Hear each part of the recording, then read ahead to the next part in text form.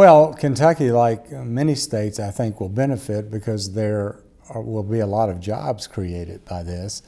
We start off with the premise that the president entered into an agreement with Iran that Iran would be able to start exporting oil from their country because with the embargo, they were not able to do that. The U.S. is one of very few countries in the world that there's a law that says you can't export oil. So the president he wants to lift the embargo so that Iran can export oil, but he's saying he will oppose lifting the ban on the export of crude oil from America.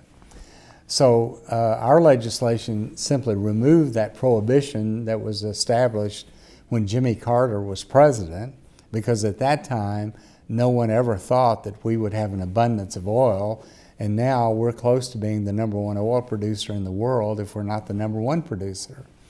It's also important for the American people to recognize that the Bakken field, where a lot of this new oil is coming from, is light, sweet crude.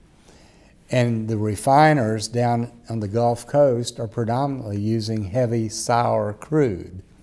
So there's really not a big, strong market for light sweet. So if we're able to export that to other countries that are now dependent upon the Middle East and Russia and other not so friendly adversaries sometime, we think that they'll benefit. They've lobbied us to do this.